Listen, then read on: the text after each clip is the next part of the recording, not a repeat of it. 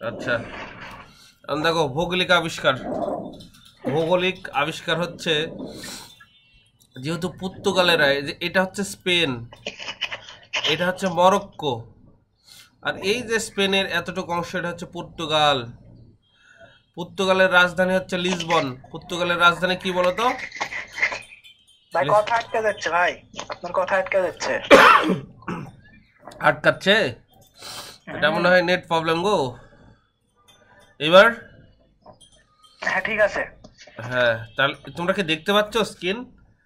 হ্যাঁ স্ক্রিন দেখতে পাচ্ছি, ঠিক আছে। ও, কি ব্রাইটনেস বাড়াই দেবো নাকি? যে বাড়াই দে। না এরকমই ঠিক আছে ভাইয়া। আমি ব্রাইটনেস বৃদ্ধি করলে তোমার ওখানে বৃদ্ধি হয় নাকি? না সেরকম একটা হয় না। দেখো কমে রাখি তাহলে।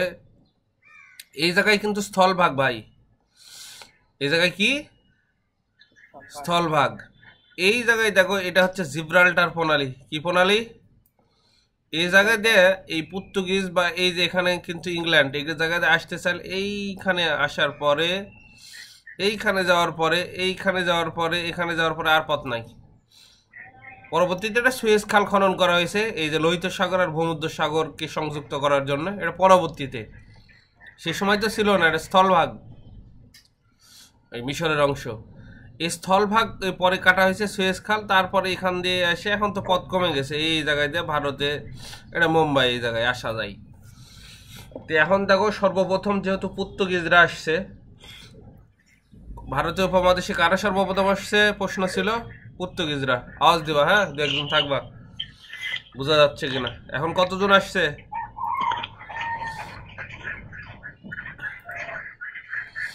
আচ্ছা, যাক, জনসংখ্যা একটু বাড়ছে। এখন হচ্ছে আমাদের রেকর্ডিং হচ্ছে কিনা একটু জিজ্ঞাসা হচ্ছে। তাহলে এদিকে দেখো, লিসবন থেকে পর্তুগালের রাজধানী হচ্ছে লিসবন। এটা স্পেন, এটা পর্তুগাল। স্পেন আর এবং মরক্কোর মাঝখানে এখানে কি প্রণালী আছে? জিব্রাল্টার প্রণালী। জিব্রাল্টার প্রণালী কি করছে?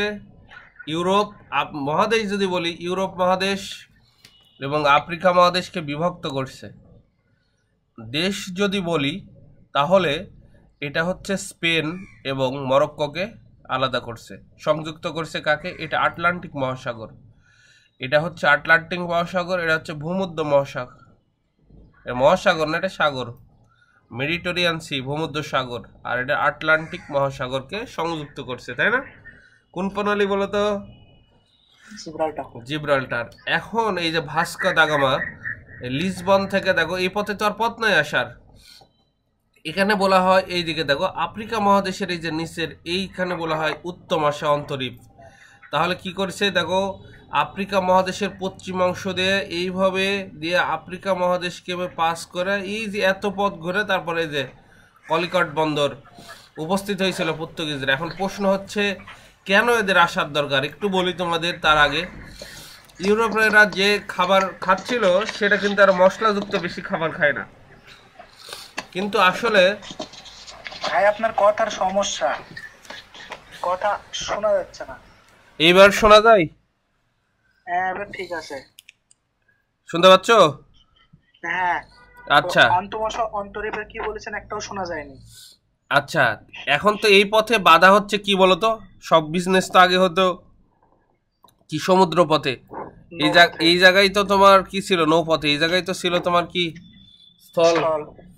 এখানে তো পরে সুয়েজ খাল খনন করা হয়, এটা তো মানুষ সৃষ্টি, মানে কৃত্রিম খাল খনন করা হয়। ফলে এই ভূমধ্য সাগরের সঙ্গে তো কার লোহিত সাগরের সংযোগ করা সম্ভব না, মানে আসা সম্ভব না। এখানে নৌকা বা নৌযান রাখা, এখানে আবার আসে নৌযানে কিভাবে এত দূর পথ পাড়ি দেওয়া আসবে? একদম এগুলো পাহাড়।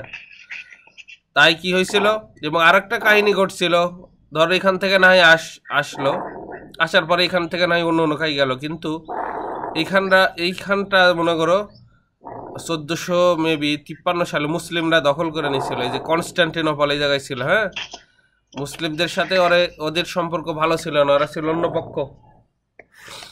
তাই ওরা নতুন নতুন পথ খুঁজে, যে এই পথ দিয়ে তো আসা যাবে না, তাই তারা পর্তুগালের এই যে নাবিক ভাস্কো দা গামা কি করলো, এই যে আফ্রিকার মহাদেশের পশ্চিম সাইড দিয়ে এই আটলান্টিক মহাসাগর দিয়ে এই যে উত্তমাশা অন্তরীপ, একে বলা হয় কেপ অফ গুড হোপ, বুঝা গেছে? এই জায়গায়, এটা দক্ষিণ আফ্রিকায় অবস্থিত। এই জায়গায় আসার পরে এই দিক দিয়ে এই যে মাদাগাস্কার, এটা এই ধার দিয়ে এই জায়গায় ভারতে কলিকট বন্দরে উপস্থিত হয়েছিল। সে হচ্ছে কে বলতো? ভাস্কো দা গামা প্রথম জলপথ আবিষ্কার করেন, কিন্তু ইউরোপ থেকে ভারতে আসার আগে কেউ জানতো না যে এদিক দিয়ে আসা যায়। বুঝতে পারছো? এখন প্রশ্ন হচ্ছে এই ইউরোপের, দেখো এরা হচ্ছে যে খাবারটা আমাদের ভারতবর্ষে মশলাযুক্ত খাবার খাওয়া হতো, সুস্বাদু খাবার, আর এরা খাবার খাইতো মনে করো অত মশলাযুক্ত ছিল না। এবং আর একটা ছিল কারণ সেই সময় কিন্তু ফ্রিজ ছিল না, রেফ্রিজারেটর ছিল না, এর ফলে লবণ দিয়ে খাবার সংরক্ষণ করা লাগতো। কিন্তু এই লবণ দিয়ে খাবার সংরক্ষণ অনেকের কাছে পছন্দ ছিল না, কেমন লাগতো, দুর্গন্ধময়।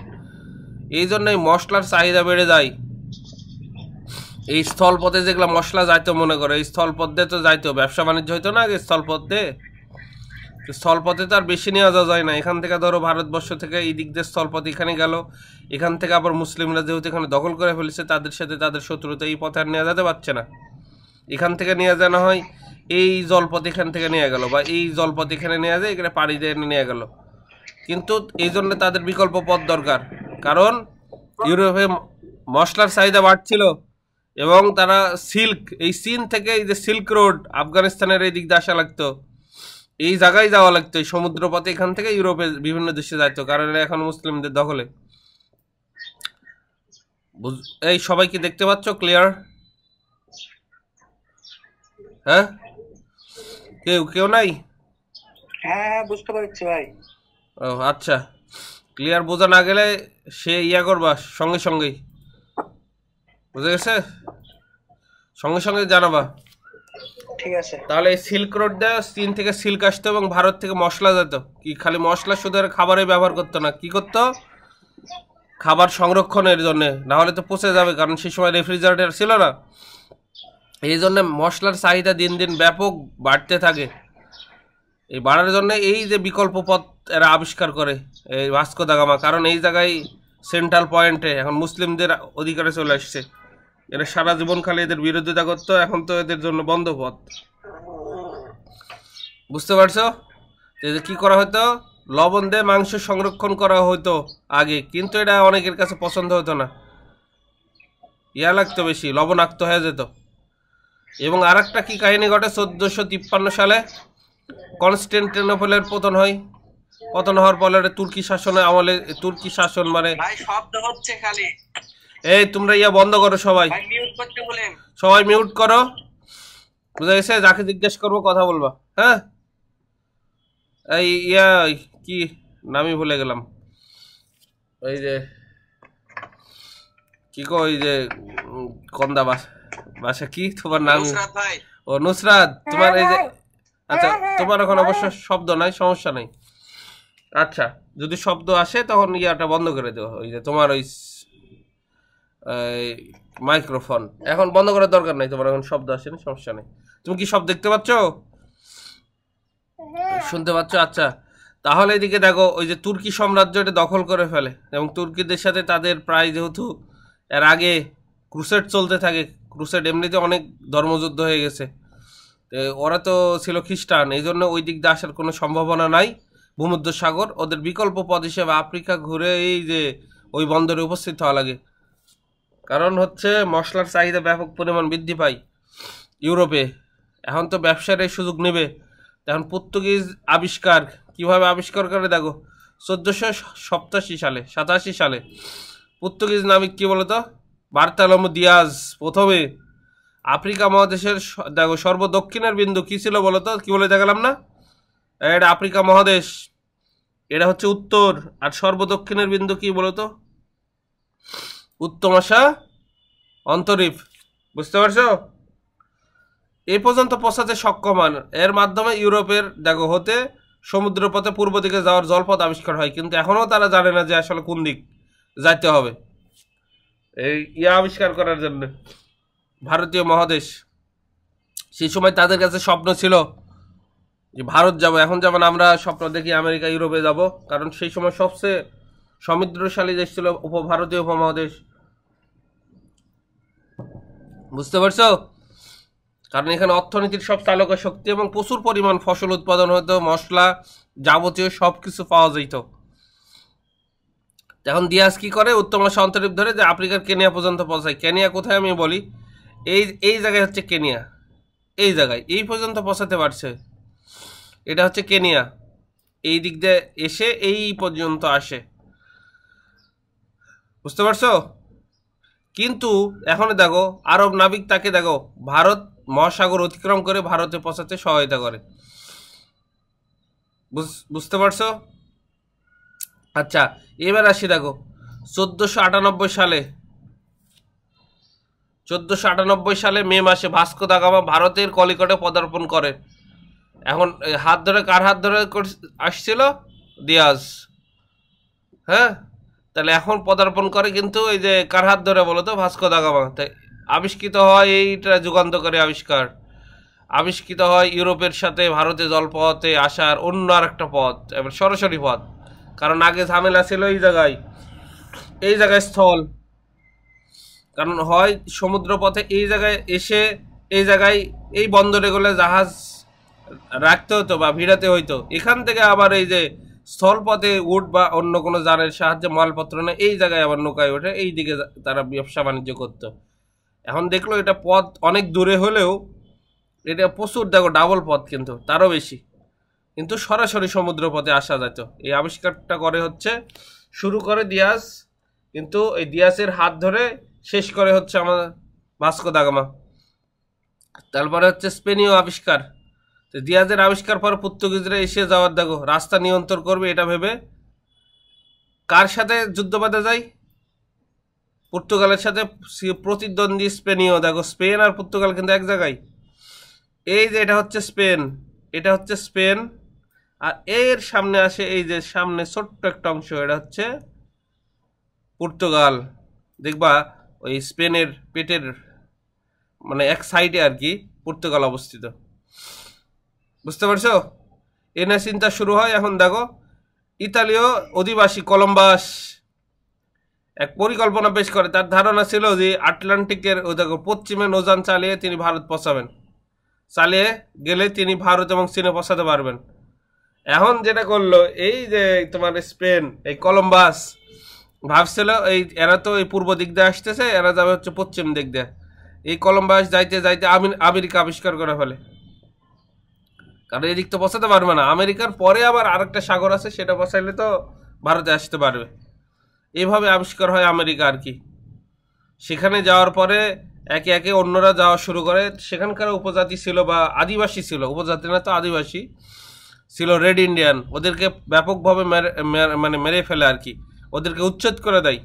দেওয়ার পরে এই যে সভ্য তোমার ইংল্যান্ড বা ইংল্যান্ডের উপনিবেশ স্থাপন করে বা এদের উপনিবেশ স্থাপন করে। এটা হচ্ছে দক্ষিণ আমেরিকা স্থাপন করে স্পেনীয় উপনিবেশ এবং পর্তুগাল, এগুলা উপনিবেশ স্থাপন করে। যেমন আমি তোমাদের বলি, ব্রাজিলে কিন্তু ছিল স্পেনের উপনিবেশ। বুঝতে পারছো?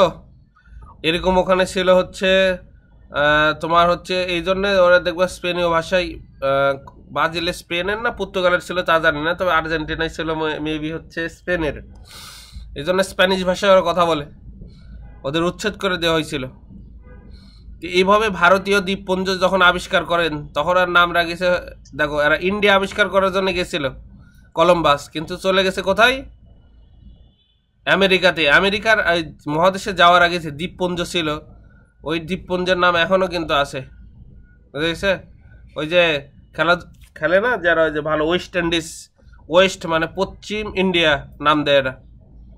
ওয়েস্ট ইন্ডিজ আবিষ্কার হয়, ওই দ্বীপপুঞ্জকে ওয়েস্ট ইন্ডিজ একসঙ্গে বলা হয়। তারপরে ওই মূল ভূখণ্ড আবিষ্কৃত হয়। তাহলে দেখো মানুষের ভুল থেকে কিন্তু আবিষ্কার, তাই না?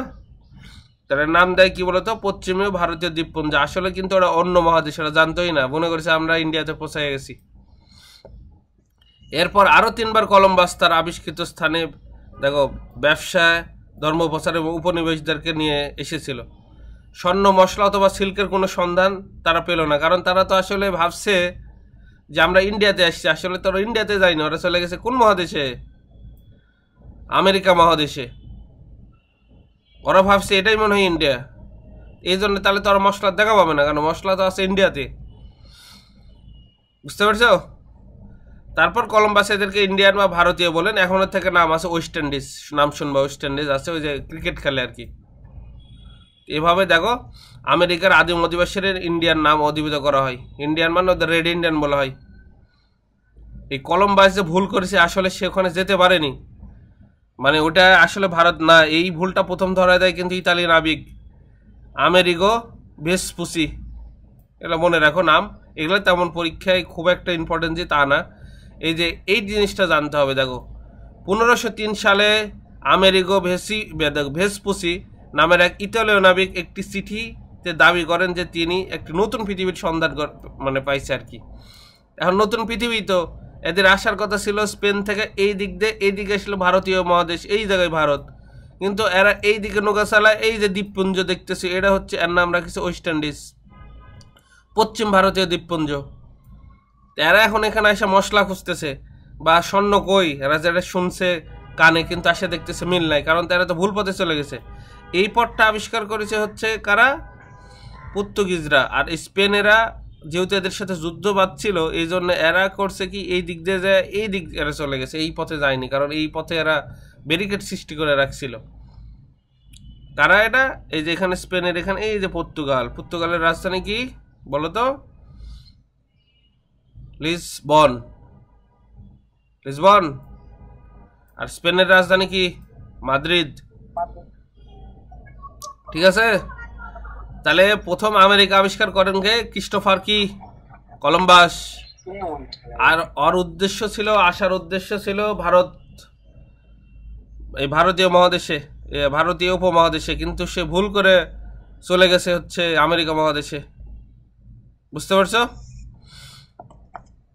এই আর কি, এগুলা একটু পড়ে নিবা ভাই, ঠিক আছে? এই যে এগুলা পারবা তোমরা। তাহলে 1513 সালে দেখো স্পেনের একজন নাবিক প্রশান্ত মহাসাগরে আবিষ্কার করেন, এগুলো একটু পড়ে নিবা তোমাদের, এগুলো ইম্পর্টেন্ট জিনিস। এবং এই যে এই স্পেনের এইদিকে দেখো ইসাবেলা এবং ফার্নান্দেজের দৈত্য রাজা চার্লস, স্পেনিশ নাবিক দেখো ম্যাগলনাকে নিয়োগ করেন যে দক্ষিণ আমেরিকা ঘুরে এশিয়া মহাদেশে পৌঁছা যায় কিনা। হ্যাঁ, দক্ষিণ আমেরিকা ঘুরে এশিয়া মহাদেশটা পৌঁছা যাবেই, কেমন করে বলো তো? এটা পৃথিবী, এ ঘুরছে কি এই জায়গা পর্যন্ত এরা গেছে, এখন এই যে দক্ষিণ আমেরিকা ঘুরে যদি আবার এর সাগর পাড়ি দেয়, হ্যাঁ তাহলেই তো এশিয়া, তাই না? কারণ এটা প্রশান্ত মহাসাগর, এটাও প্রশান্ত মহাসাগর, বুঝতে পারছো তো?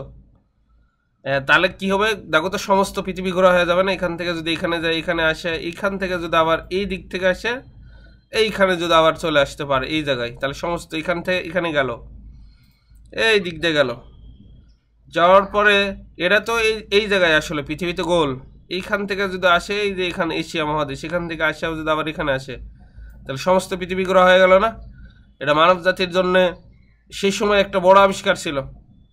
তাহলে আমেরিকা প্রশান্ত মহাসাগর ঘুরে এরা ফিলিপাইন দ্বীপপুঞ্জে পৌঁছায় এবং সেখানে আদিবাসীদের সঙ্গে যুদ্ধে নিহত হয় এই ম্যাগেলানের। কিন্তু তার একটি জাহাজ পর্তুগিজের দেখো আবিষ্কৃত রাস্তায় ভারত মহাসাগর এবং উত্তর এশিয়া অন্তরীপ ঘুরে 1522 খ্রিস্টাব্দে স্পেনে পৌঁছায়। এই যে স্পেনে পৌঁছালো, পৃথিবীর এই দিক দিয়ে যাত্রা করেছিল, পশ্চিম দিক দিয়ে পূর্ব দিক দিয়ে সে তারা আসলো, তারা মানে বুঝে গেল সমস্ত পৃথিবী তারা ভ্রমণ করে ফেলছে।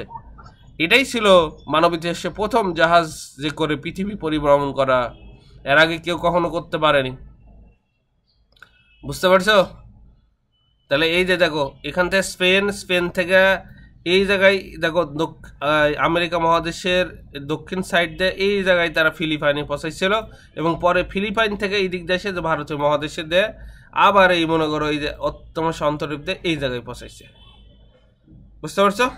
ব্রিটেনের আবিষ্কার এদিকে দেখো ব্রিটিশ রাজকীয় নৌবাহিনী, এই যে ক্যাপ্টেন মনে রাখবা James cook, captain James cook কত সালে?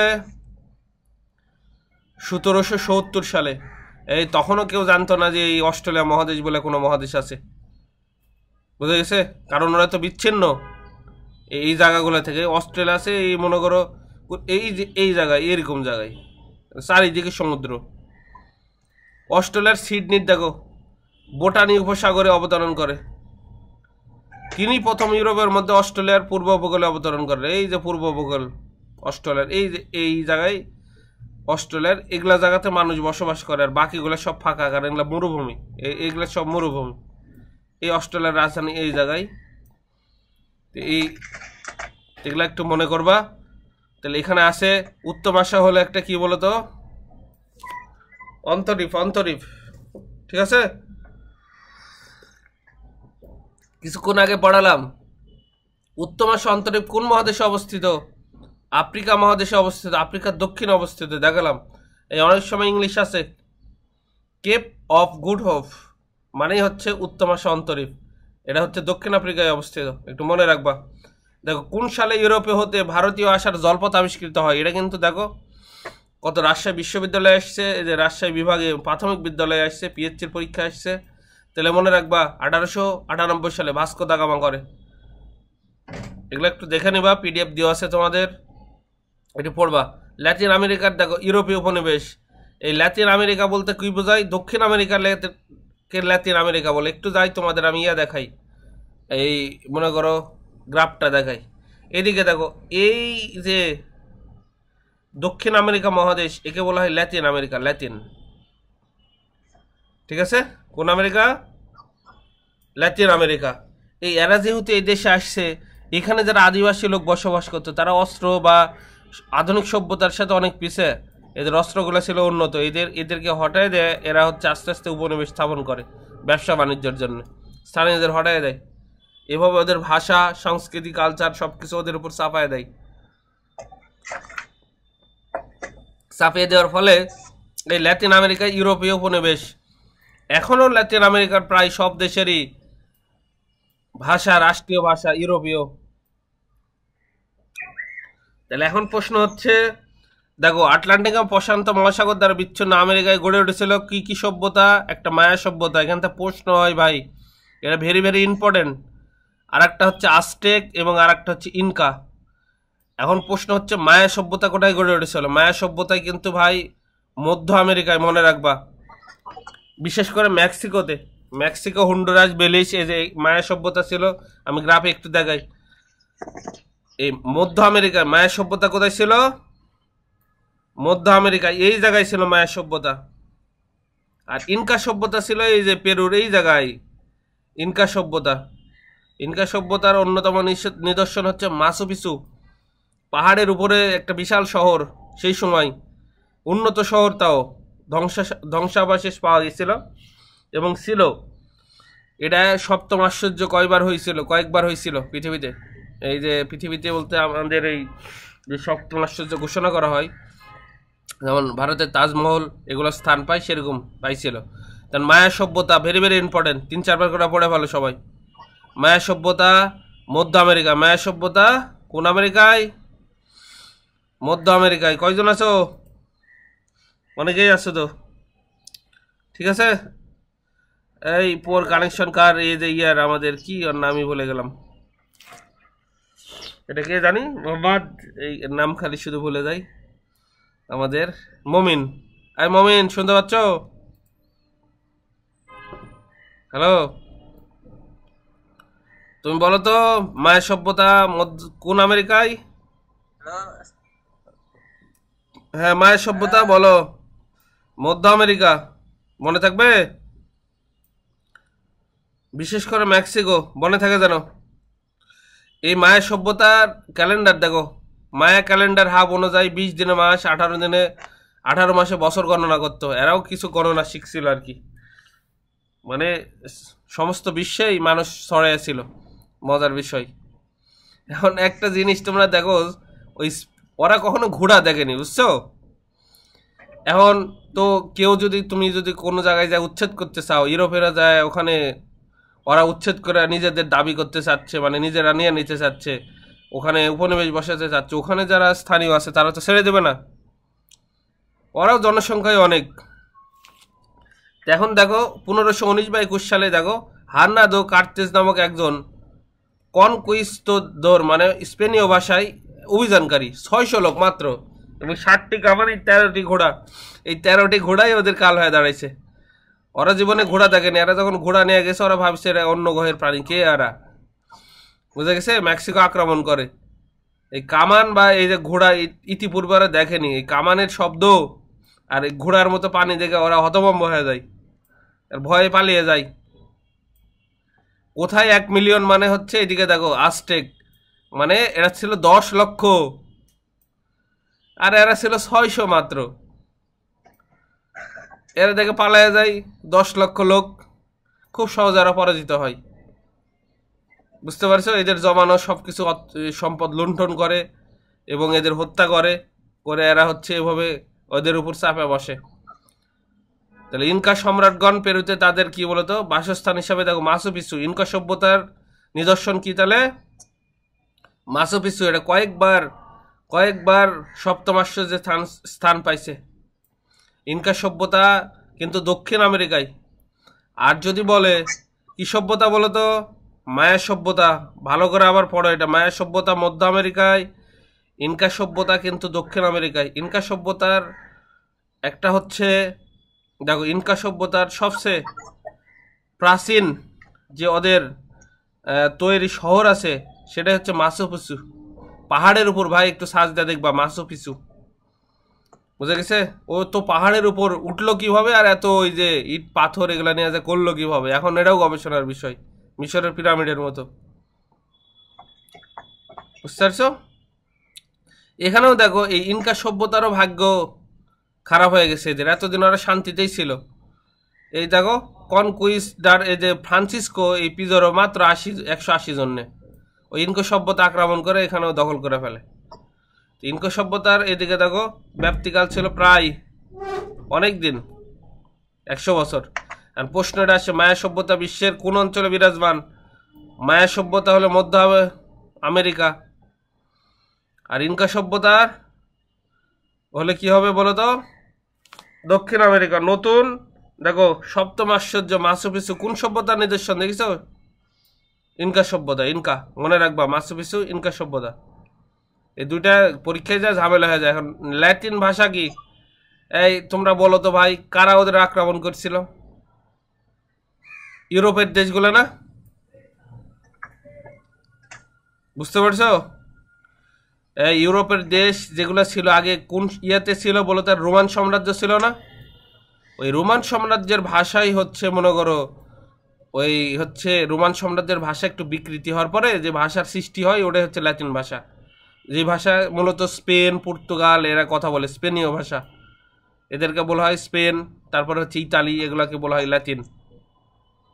বুঝা গেছে? মানে কাছাকাছি ভাষা আর কি। এখন ল্যাটিন ভাষা দেখো, ল্যাটিন আমেরিকার কোন কোন দেশ দেখছো? স্প্যানিশরা যেহেতু বেশি জায়গা দখল করছে, আর্জেন্টিনা কথা বলে ল্যাটিন ভাষায়, এই প্যারাগুয়ে কথা বলে ল্যাটিন ভাষায়। আর পর্তুগিজরা দখল করছে হচ্ছে ব্রাজিল। এই যে ব্রাজিলে কনফিউশন ছিলাম কিছুক্ষণ আগে বললাম না, ব্রাজিলের লোকজন কিন্তু পর্তুগিজ ভাষায় কথা বলে, পর্তুগালের ভাষায়। কারণ এই ব্রাজিলে যারা উপনিবেশ স্থাপন করছিল এই পর্তুগিজরা উপনিবেশ স্থাপন করছিল। আর হাইতির কথা বলা হচ্ছে ফ্রেঞ্চ ভাষায়, মনে রাখবা। ইংরেজি ভাষার কিন্তু ম্যাক্সিমাম শব্দই ভাই ওই ল্যাটিন থেকেই নেওয়া, ল্যাটিন ভাষা থেকে। ঠিক আছে? আচ্ছা, আমরা ওই ল্যাটিন গেলাম। এবার দেখো বৈজ্ঞানিক আবিষ্কার আমরা দেখি। প্রযুক্তি আস্তে আস্তে উন্নত হয়ে এই পর্যন্ত আসছে আমাদের, তাই না? তাহলে মনে রাখবা জোহানেস গুটেনবার্গ এগুলা খুব কম আসে। এই দেখো টাইপ আবিষ্কার করে, এতটুকু মনে রাখলেই হবে। বুঝতে পারছো? এখন প্রশ্ন হচ্ছে কে আধুনিক জ্যোতির্বিজ্ঞানের স্থপতিকে বলা হয়? তাহলে হচ্ছে কোপারনিকাস, এতটুকু মনে রাখলেই হবে, কোপারনিকাস।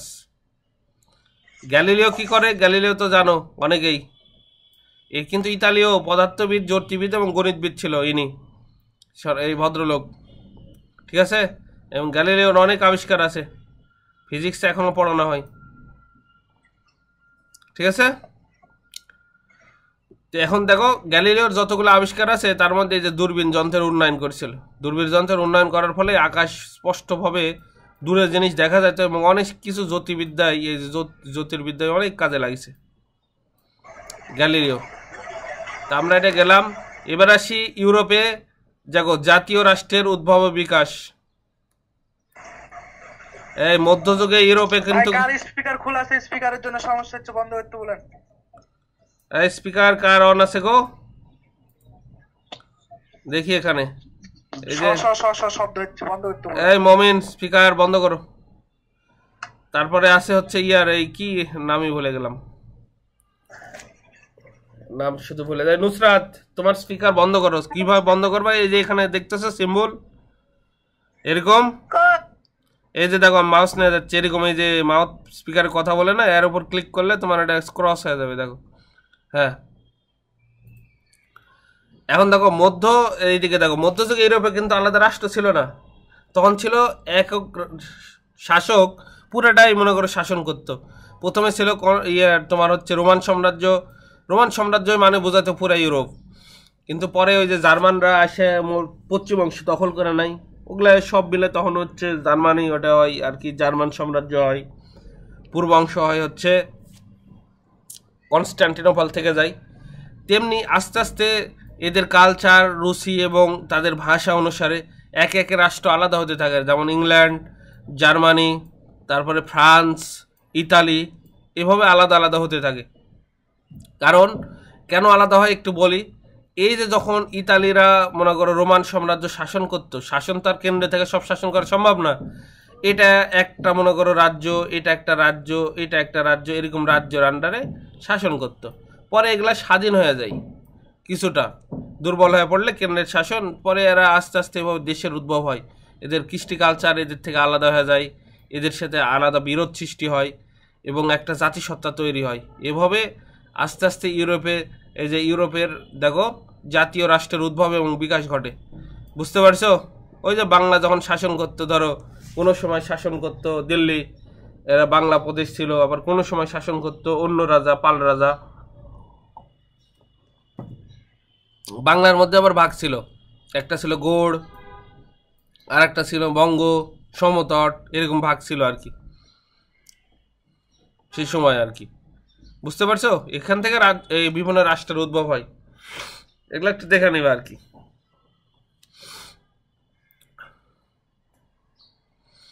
এখন হচ্ছে এদিকে দেখো, এখান থেকে যেটা প্রশ্ন পড়তে হবে, জাতি রাষ্ট্রের মূল ভিত্তি হচ্ছে জাতীয়তাবাদ। আর আরেকটা হচ্ছে এদিকে দেখো সামন্তবাদ ইউরোপের কোন দেশে প্রথম সূত্রপাত হয়? এই সামন্তবাদ প্রথম সূত্রপাত হয়েছিল ফ্রান্সে। এগুলো একটু দেখে নেবে। আধুনিক রাষ্ট্র ব্যবস্থার উদ্ভবের সময়কাল ছিল এই যে 1600 থেকে 1800 সালে। এগুলোর মধ্যে অনেক সংস্কার হয়, অনেক জাতি প্রকাশ পায়, তাদের আত্মপ্রকাশ, এবং অনেক দেশের সৃষ্টি হয়, স্বাধীন দেশ। এই জন্য আধুনিক রাষ্ট্র ব্যবস্থার উদ্ভব হয়েছিল 1600 থেকে 1800 সালের মধ্যে। এর আগে ছিল মনে করো যারা দখল করতো কেন্দ্রীয়ভাবে শাসন চালাতো। সবচেয়ে বিপ্লব ঘটে যে ইন্ডাস্ট্রিয়াল রেভলিউশন।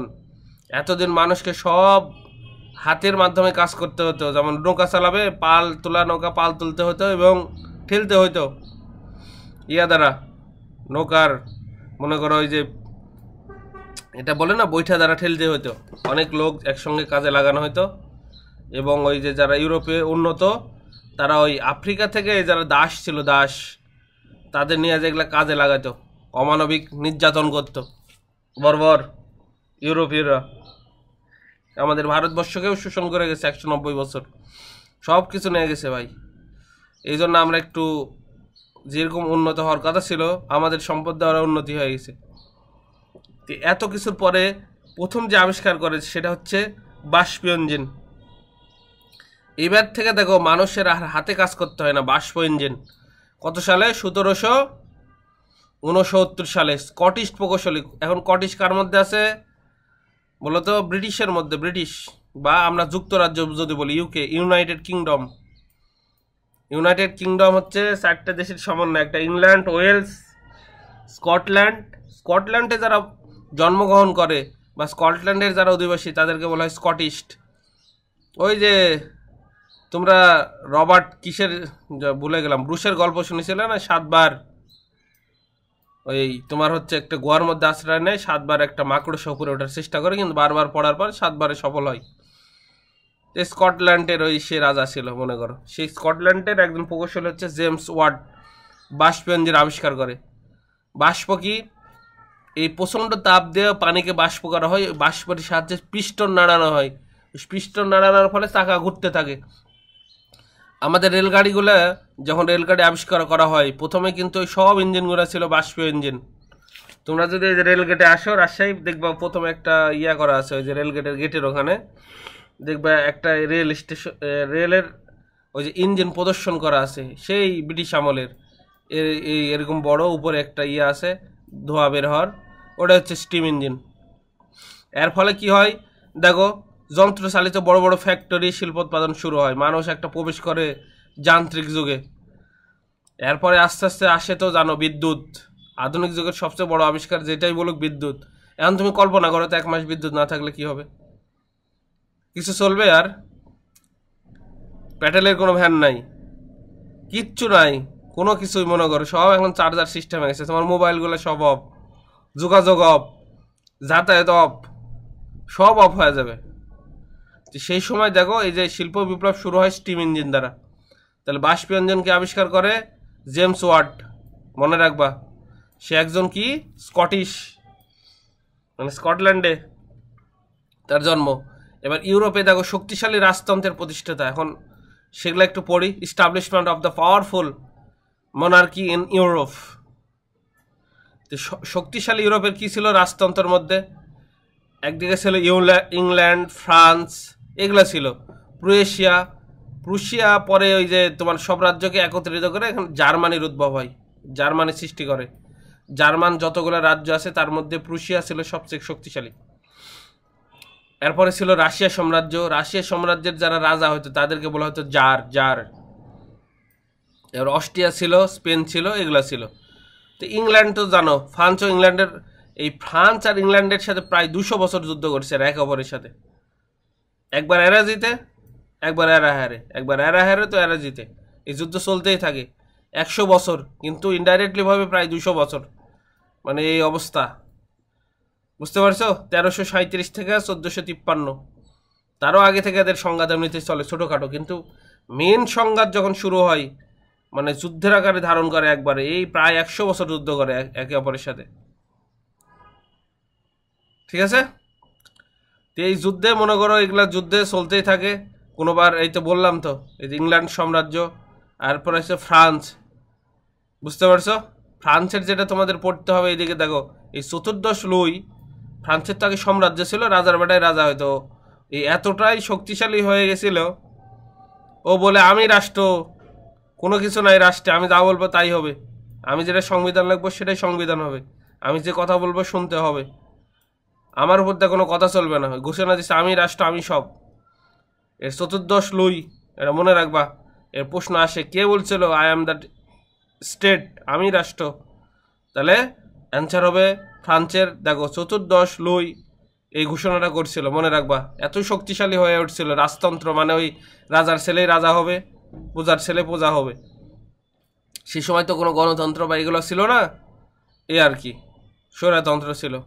আর রাশিয়া দেখো, সেই সময় রাশিয়া সাম্রাজ্যের দেখো সম্রাটদের কি বলা হতো, কিছুক্ষণ আগেই বললাম, জার বলা হতো, জার। এই যে জারের এটা ঘন্টা ছিল বিশাল বড়, এটা এই যে এই জায়গায় একটু কাটে রাখা হয়েছে মানুষজনের প্রদর্শনের জন্য। এই ক্রেমলিনে আছে, এটা রাশিয়া। এই রাশিয়ার বা মস্কোর ঘন্টা তোমরা অনেক সময় নাম শুনবা, এরাও অনেক সময় সপ্তম আশ্চর্যের স্থান পায়, মস্কোর ঘন্টা। সেই সময় এরা বিভিন্ন সংকেত দিত এখানে, মানে বাড়ি দিয়ে বা রাজ্যে কোনো ঘোষণা দিত। রাশিয়ার ইতিহাসে সবচেয়ে বিখ্যাত সম্রাট ছিল পিটার দ্য গ্রেট। আগে দেখো রাশিয়ার রাজধানী কিন্তু ছিল সেন্ট পিটারবার্গস, কিন্তু এখন কি হয়েছে রাশিয়ার রাজধানী বলে তো মস্কো। বুঝেছে? তাহলে মনে থাকে জানো, সেন্ট পিটারবার্গ বা এই যে পেট্রোগ্রাড বলা হয়, এখনো আছে রাশিয়ার দ্বিতীয় বৃহত্তম শহর এই সেন্ট পিটার্সবার্গ, মানে বাণিজ্যিক দিক দিয়ে প্রচুর সমৃদ্ধ শহর এটা, বা একে লেনিনগ্রাডও বলা হয়, একটু মনে রাখবা। তাহলে কোন দেশে দেখো, দুটি দেশের মধ্যে শতবর্ষে ব্যাপী যুদ্ধ হয়, তাহলে কি হবে? 100 বছর ধরে যুদ্ধ চলে কাদের মধ্যে? 100 বছর কিন্তু কম না। তো ফ্রান্স আর কার মধ্যে বলো তো? ইংল্যান্ড। দুটাই শক্তিশালী রাষ্ট্র ছিল সেই সময়, দেখে নিবা একটু। এবার হচ্ছে যুক্তরাষ্ট্রের স্বাধীন যুদ্ধ, এইদিকে দেখো 1775 থেকে 1783। এই যুক্তরাষ্ট্রকেও কিন্তু স্বাধীনতা নিতে হয়েছে, কারণ ওই যুক্তরাষ্ট্রের উপনিবেশ ছিল হচ্ছে কার? ইংল্যান্ডের উপনিবেশ ছিল, ইংল্যান্ড। ওরাই মনে করো যারা ইংল্যান্ড থেকে যুক্তরাষ্ট্রে গেছে তারা এই প্রথম, বুঝা গেছে, এই যে ব্রিটেনে দেখো বণিক সম্প্রদায় 1607 সালে যুক্তরাষ্ট্রের জেমস টাউনে দেখো উপনিবেশ স্থাপন করে। এভাবে তারা ছড়াইয়া পড়লে একসময় ওখানে যারা এই উপনিবেশ স্থাপন করতে যায়, যারা ওখানে একবার সেটেলড হয়ে যায়, তারা স্বাধীন রাষ্ট্র ঘোষণা করে।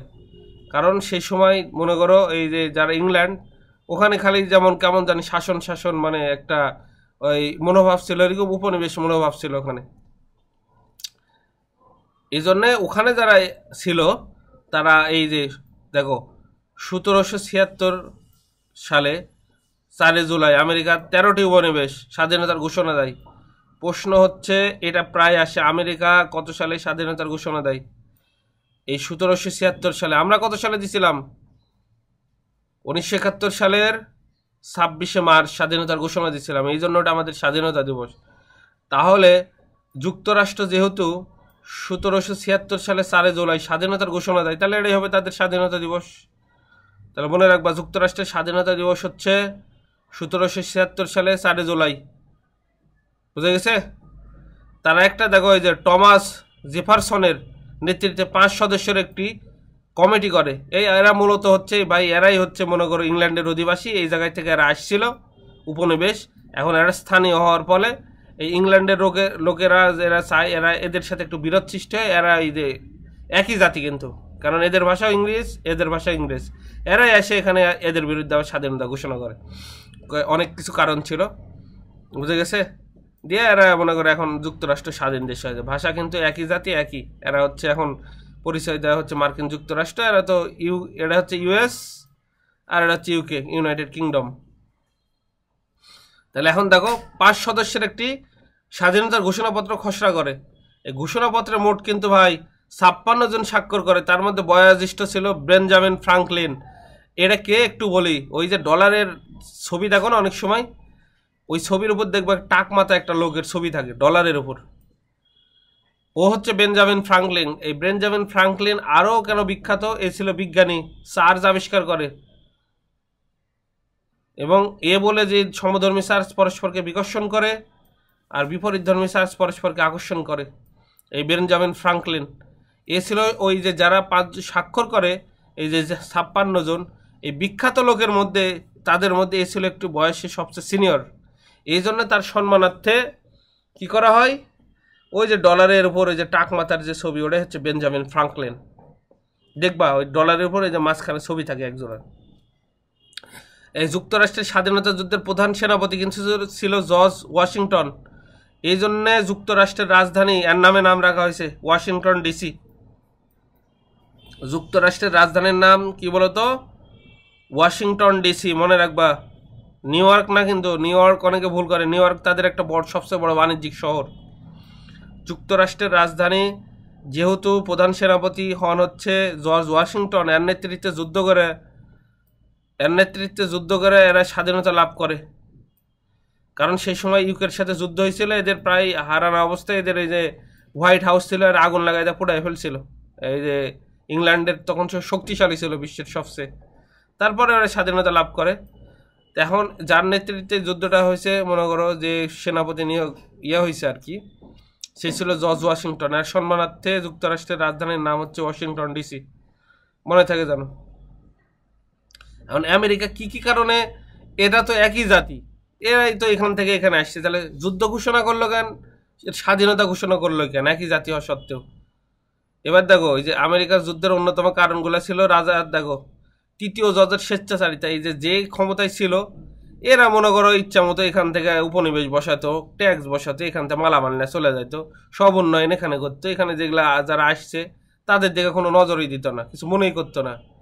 আবার সুগার অ্যাক্ট চালু করেছিল 1764 সালে। চিনি, এই জায়গায় প্রচুর পরিমাণে চিনি জন্মাতো যুক্তরাষ্ট্রে, বুঝে গেছে? ট্যাক্স লাগাই দিছিল যাতে এই চিনি এখানে যায় এরা বেচতে না পারে বেশি দামে। তারপরে বোস্টনে এরা তোমার এই স্বাধীনতার এই বিরুদ্ধে কথা বলার জন্য বোস্টনে এখানে এরা গণহারে গণহত্যা চালাইছিল। এই জন্য এরা সবাই খেপে গেছিল, যাওয়ার ফলে স্বাধীনতা ঘোষণা করা হয়েছিল আর কি, বুঝতে পারছো? এই যে ইনি হচ্ছে জর্জ ওয়াশিংটন, এর নেতৃত্বে নেতৃত্ব দেয় হচ্ছে সেনাবাহিনীর সেই সময়, আমাদের যেমন আতাউল গনি ওসমানী, এর নেতৃত্বে যেহেতু স্বাধীন হয় এই জন্য জর্জ ওয়াশিংটন, যুক্তরাষ্ট্রের দেখো রাজধানীর নাম হচ্ছে ওয়াশিংটন ডিসি, মনে থাকে জানো। এদিকে দেখো এটি মজার বিষয় হচ্ছে যে লর্ড কর্নওয়ালিস আমাদের ভারতবর্ষে ছিল না, লর্ড কর্নওয়ালিস কি করেছে বলতে পারবা? লর্ড কর্নওয়ালিস কি কাজ করেছিল ভারতে? কেউ কেউ নাই না, সবাই চলে গেছো? এই পড়েছিলাম না, পুলিশি প্রথা না? পুলিশ কেন হবে? পুলিশ কে ছিল বলো তো? Lord Dalhousie. Lord Canning. Cornwallis কি করেছিল বলো? চিরস্থায়ী বন্দোবস্ত। এই সেই ছিল বিখ্যাত সেনাবাহিনী, ব্রিটিশদের সেনাবাহিনী ছিল। এদিকে দেখো এই যুক্তরাষ্ট্রের স্বাধীনতা যুদ্ধে দেখো ফ্রান্স প্রত্যক্ষভাবে উপনিবেশদের সাহায্য করে। কি করে জানো? এই তো কারণ এই ইংল্যান্ডের সাথে যুদ্ধ চলে ফ্রান্সের সাথে শত্রু। এইবার এখানে দেখো এই যারা ইউকে, এই ইউএস, ইউনাইটেড স্টেট, এরা যুদ্ধ ঘোষণা করে এর সাথে, তাহলে এরা যদি শত্রু হয়েই থাকে এই আটলান্টিক মহাসাগরে এরা হচ্ছে প্রতিরোধ গড়ে তোলে এদের পক্ষে সমর্থন দেয়, ফলে এরা নৌবাহিনী ভালোভাবে পরিচালনা করতে পারে না, এই সুযোগটা এরা কাজে নেয়। স্বাধীনতা হওয়ার পরে যে ফ্রান্স কি করে জানো? এই যুক্তরাষ্ট্রকে কি উপহার দেয়? স্ট্যাচু অফ লিবার্টি, দেখো না এখনো আছে স্ট্যাচু অফ লিবার্টি, ওই যে হাত দিয়ে একটা মুক্তি দাঁড়ায় আছে না, হাতে তোমার ইয়ানে আলোকবর্তিকা, এক হাতে বই, ওটা হচ্ছে স্ট্যাচু অফ লিবার্টি। বুঝতে পারছো? যে যুক্তরাষ্ট্রের যেমন যখন স্বপ্ন দেখে না যুক্তরাষ্ট্রে যাবো, তখন ওই মুক্তিটা দেখো বিভিন্ন মুভিতে দেখায়, কিন্তু এমনিতেই যে ওই ইয়েটা আর কি তোমার হচ্ছে ওই ভাস্কর্যটা আর কি। তো এখন কি করে উপনিবেশ সাহায্য করে? দেখো ফ্রান্স কি করে 1778 সালে উপনিবেশ সমূহের সঙ্গে একটি সামরিক চুক্তি করে। চুক্তির জন্য ফ্রান্স দেখো আটলান্টিক মহাসাগরে দেখো ব্রিটিশ নৌবাহিনীকে প্রতিরোধ করে। এই চুক্তির মাধ্যমে দেখো এই যে নৌবাহিনী দেয় তো এদিকে নৌকা নেওয়া যায়, আর ফ্রান্স এই যে এদের সাথে যুদ্ধে লিপ্ত হয়, ফলে এদের সাথে যুদ্ধ করতে করতে জীবন শেষ, সেখানে আর পচায় না অভাবে ভালো, এই জন্য সৈন্য আর অস্ত্র এইদিকে, বুঝতে পারছো? আর উপনিবেশ সময় দেখো সৈন্য আর অস্ত্র দিয়ে সাহায্য করতে থাকে, ফলে আমেরিকান এবং দেখো ফরাসি সৈন্য দ্বারা ব্রিটিশ সেনাপতি কর্নওয়ালিস অবরুদ্ধ হয়ে পড়ে, আত্মসমর্পণ করার ছাড়া উপায় থাকে না। এই জন্য শেষ পর্যন্ত 1781 সালে আত্মসমর্পণ করে এবং 1782 সালের 20 মার্চ ব্রিটিশ পার্লামেন্টে দেখো যুদ্ধ বন্ধের প্রস্তাব গৃহীত হয়। আর 1783 সালে যুক্তরাষ্ট্রের স্বাধীনতা যুদ্ধের অবসান হয়। এখানে কিন্তু ভাই মেন জিনিস হচ্ছে 4টা চুক্তি হয় ওদের মধ্যে। এই চুক্তিটা স্বাক্ষরিত হয় প্যারিস। এই প্যারিস হচ্ছে ফ্রান্সের রাজধানী। এই দুই দেশ প্যারিসে বসে এই শান্তি চুক্তি আলোচনা করার জন্য। এই জন্য একে বলা হয় দেখো প্যারিসের শান্তি নামে পরিচিত, পিস অফ প্যারিস।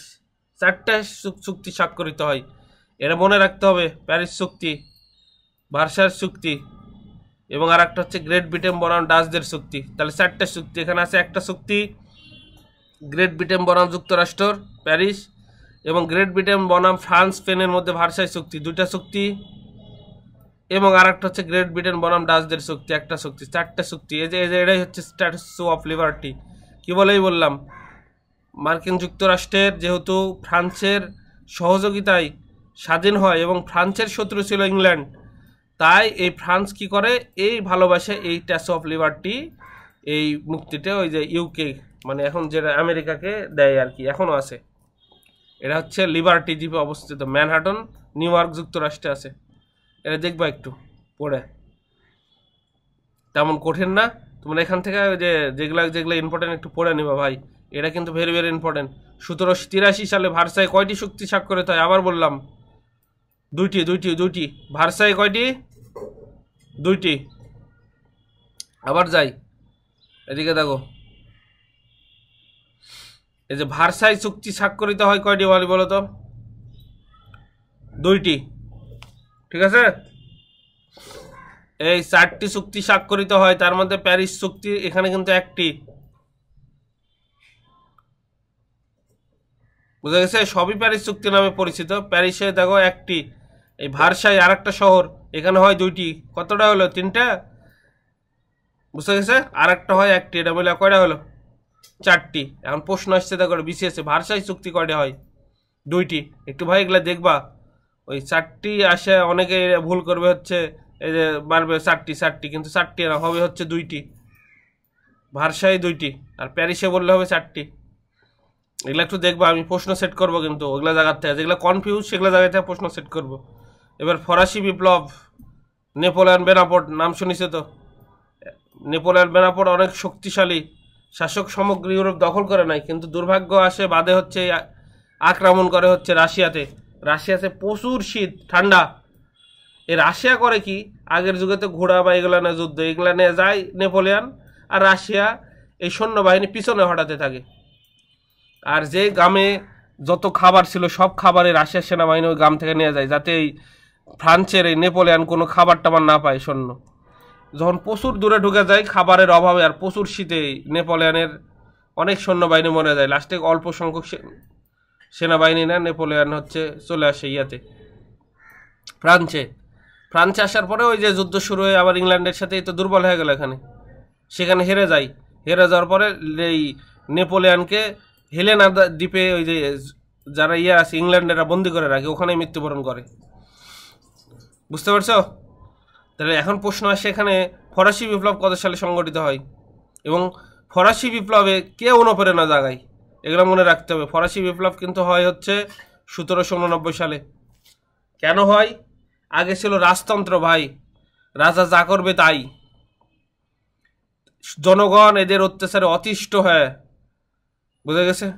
বুঝতে পারছো? অতিষ্ঠ হয়ে তারা সবাই মিলে ইয়ার ডাক দেয় যে এই রাজতন্ত্রের থাকা যাবে না, পতন। এই রাজা ষোড়শ লুই অভ্যন্তরীণ এবং বিদেশিক দেখো কিন্তু চরম ব্যর্থতার পরিচয় দেয়, সব জায়গায় অরাজকতার সৃষ্টি হয়। এই পটভূমি কি? এদিকে দেখো এই ফরাসি বিপ্লব কিন্তু আসে, এই দেখো এখানে কি করা হয়, বৈষম্যের শিক্ষিত মধ্যবিত্তদের মনে দারুণ অশান্তি সৃষ্টি হয়। কখন? এই দেখো ফ্রান্সের সমাজ ব্যবস্থা ছিল বৈষম্যপূর্ণ। একদল দেখা যাচ্ছে এই যে বাংলাদেশের মতো চুরি করে করে কোটি কোটি টাকার মালিক, কয়েক লক্ষ কোটি টাকার মালিক, আর একদিকে বাংলাদেশের বিভিন্ন মানুষ আছে খেতে পাচ্ছে না, আর একদিকে ছোটোখাটো চাকরি করতেছে, যে দ্রব্যমূল্যের দাম ঊর্ধ্বগতি, চলতে পারতেছে না, ভিতরে ক্ষোভ নাই সবার। এই বৈষম্য শিক্ষিত মধ্যবিত্তের সারা জীবন এই মধ্যবিত্ত মনে করো শোষিত বেশি হয়, কারো কাছে চাইতেও পারে না, বলতে পারে না, অসন্তোষ সৃষ্টি হয়, আর এরাই নেতৃত্ব দেয় কিন্তু এই মধ্যবিত্তরা। কৃষকদের মধ্যে দেখো অভিজাতের সুযোগ সুবিধার বিরুদ্ধে, এদিকে দেখো কৃষকদের মধ্যে অভিজাতদের সুযোগ সুবিধার বিরুদ্ধে ক্ষোভ ছিল, মানে কৃষকরা সব পরিশ্রম করে এত কিছু করে, কৃষকদের কোনো আর মূল্যায়নই করতো না, এবং কৃষকদের আর ভাবতো নিচু শ্রেণীর, এরা মানে সিভিল সোসাইটির এরা সর্বনিম্ন। এভাবে আস্তে আস্তে সবার মধ্যে ক্ষোভটা জনবিস্ফোরণে রূপান্তর হয়। ফলে কি হয়, এই যে স্বেচ্ছাচারী রাজতন্ত্র ছিল এদের পতন ঘটে। এই পতন ঘটানোর জন্যে মনে করো ওই যে বলে না ওই আগুনের মধ্যে ঘি ঢালা, এরা অনুপ্রেরণা দেয়, কারণ লেখক সাহিত্যক এরা যারা সাহিত্য লেখা, কেউ কেউ গান লেখা, অনেক অনুপ্রেরণা দেয়। সেই সময় এদের পিছনে যে অবদান পালন করেছে দার্শনিক রুশো, আর তার বইতে সে তুলে ধরে অনেক কিছু, এটা অনেকে অনুপ্রেরিত হয় রুশো, এই দার্শনিক রুশো, এবং এই যে আরও অনেক ছিল, তার মধ্যে রুশোই প্রধান। এর বই এখানে ছিল। এইদিকে দেখো এই যে দার্শনিক জ্যাক রুশো ফরাসি বিপ্লবের পথ সুগম করে,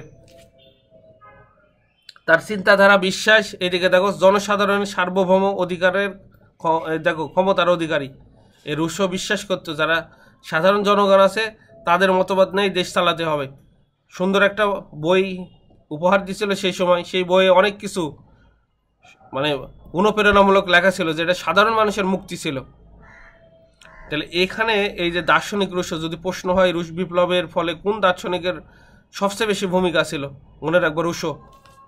বুঝা গেছে? রুশো এবং ভলতেয়ার, এই দুইটার নাম মনে রাখবা। এদের ফলে এরা এই যে এগুলা এই কোডগুলো মনে রাখবা, ফরাসি বিপ্লবে মনে করো বেগবান হয়।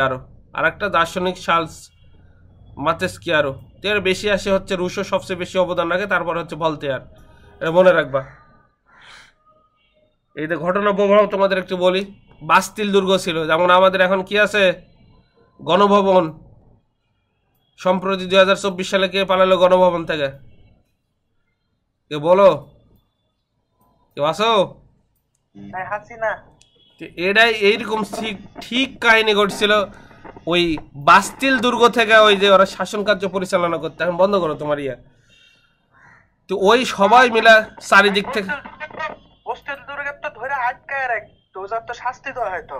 শাস্তি দেওয়া হতো এবং ওই জায়গায় সবাইকে না বন্দি করে রাখতো।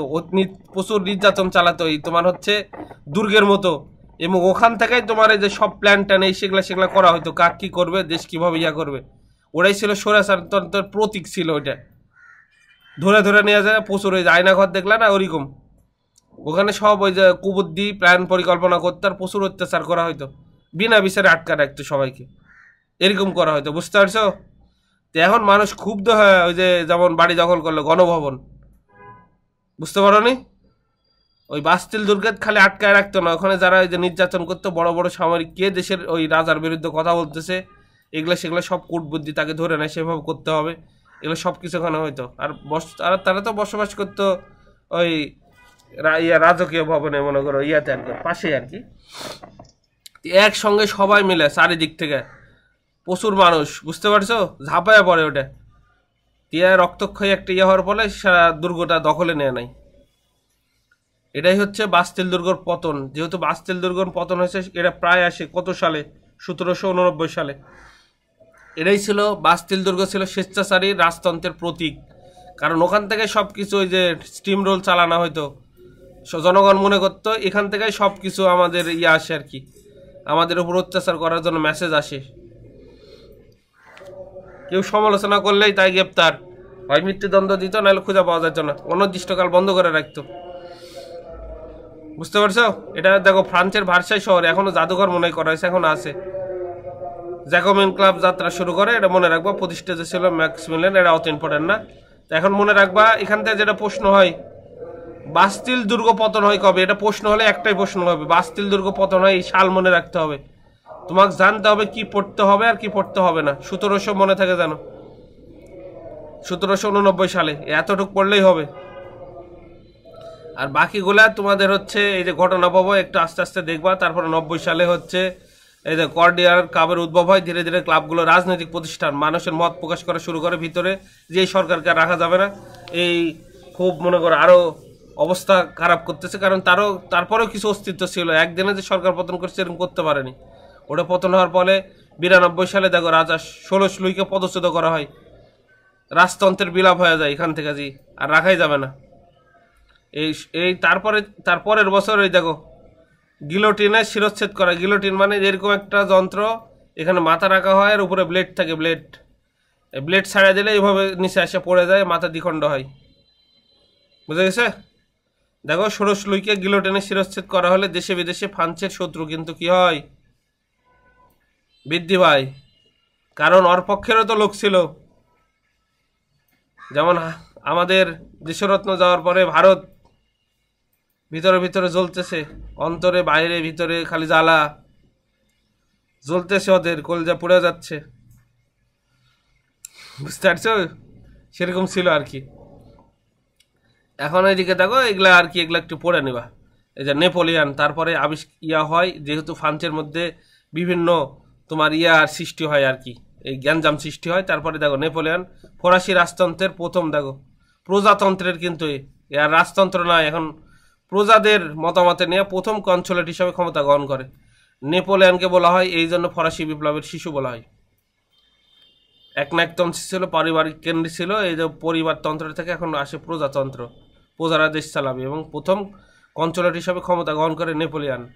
এখন প্রশ্ন যদি আসে নেপোলিয়ান কত সালে ক্ষমতা দেওয়া হয়, 1799 সালে। বুঝা গেছে? প্রথম কে দেখো তো, ফরাসি বিপ্লবের শিশু কাকে বলা হয়, এখানে দুটো প্রশ্ন হয়। নেপোলিয়ান মনে থাকে জানো,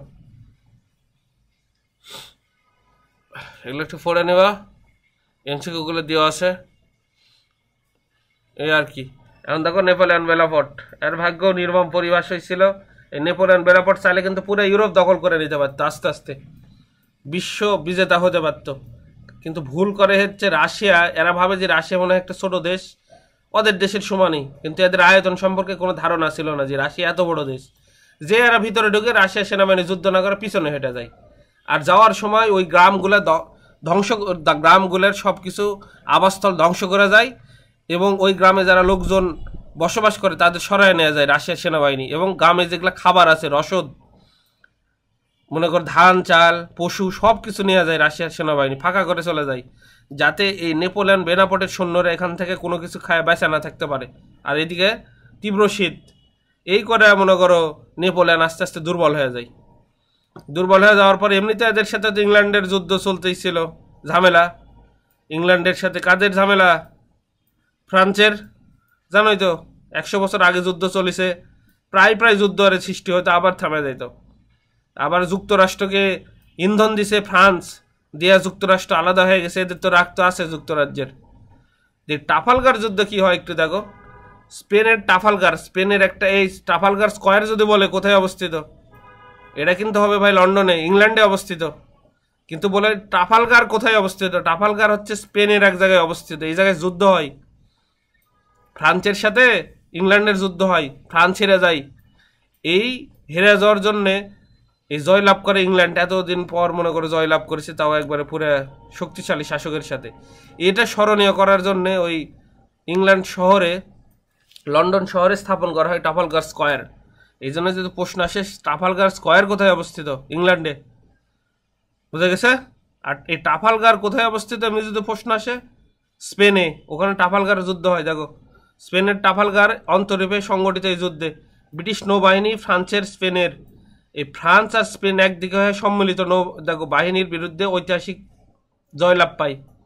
একদিকে ছিল ফ্রান্স, আর হচ্ছে স্পেন, আর একদিকে ছিল হচ্ছে ইংল্যান্ডের রয়্যাল নেভি। এই ইংল্যান্ড যেহেতু জয়লাভ করে ট্রাফালগার যুদ্ধে, এই স্মরণের উপলক্ষে ওদের দেশে একটা জায়গার নাম ট্রাফালগার স্কোয়ার রাখে, মনে থাকে জানো।